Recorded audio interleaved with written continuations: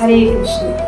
Last వీడియోలో మనం భగవద్గీత అంటే ఏంటి అని తెలుసుకున్నాం కదండి. ఈ వీడియోలో భగవద్గీత ఎందుకు చదవాలి అనే విషయాల గురించి తెలుసుకుందామండి. Welcome to devotee diaries Telugu.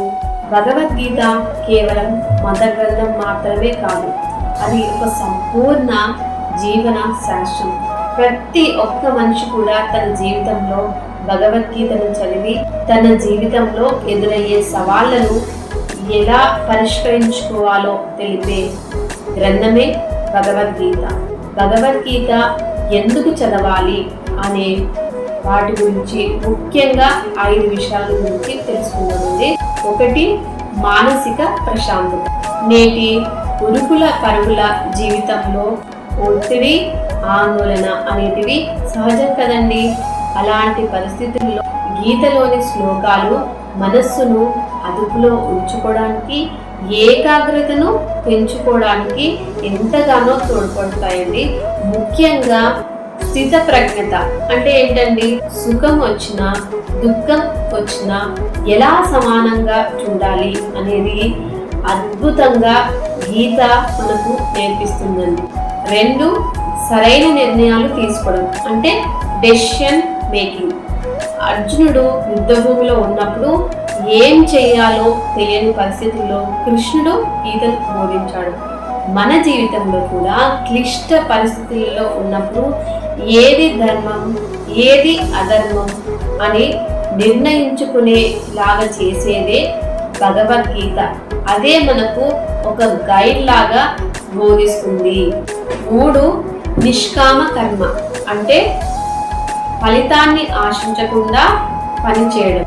కర్మన్నే వాధికారస్యే మా ఫలేషు కదాచన అంటే మనం చేసే పని మీద మాత్రమే మనకు అధికారం ఉంటుంది, కానీ దాని ఫలితం మీద మనకి అధికారం ఉండదు.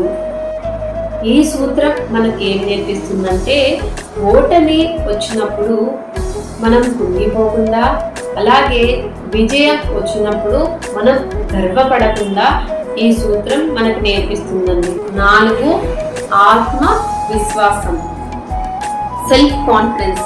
గీత మనలో భయాన్ని పోగొట్టి సెల్ఫ్ కాన్ఫిడెన్స్ ని పెంచుతుంది. మన అంతర్గత శత్రువులు అంటే ఎవరండి? కామ, క్రోధ, లోభాలే మన నిజమైన శత్రువులు. వాటిని ఎలా జయించాలో నేర్పి ఉత్తమ వ్యక్తిగా మార్చేదే గీత. 5, సనాతన ధర్మం అంటే మన జీవిత మార్గం ఏంటి, మనం ఎందుకు జీవిస్తున్నాము, మనకు భగవంతుడికి ఉన్న సంబంధం ఏంటి అనే ఎన్నో రకాల లోతైన ప్రశ్నలకు సమాధానం ఇచ్చేదే భగవద్గీత.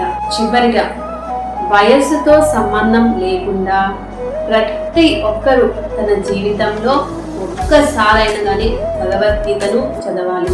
చిన్న పిల్లల దగ్గర నుండి ముసలి వాళ్ళ దగ్గర వరకు కూడా ప్రతి ఒక్కరు కూడా భగవద్గీత చదవచ్చండి. భగవద్గీత మనల్ని మనం తెలుసుకోవడానికి చేసే ఒక ప్రయాణం, సెల్ఫ్ రియలైజేషన్. ఒక్కసారి చదవడం కాదు, పదే పదే చదవాలి. మీ జీవితంలో కృష్ణుడు రథసారథి కావాలంటే ఈ రోజు నుండే భగవద్గీతను చదవడం ప్రారంభించండి. హరే కృష్ణ. నెక్స్ట్ వీడియోలో భగవద్గీతను ఎవరెవరు చదవాలో తెలుసుకుందామండి. హరే కృష్ణ.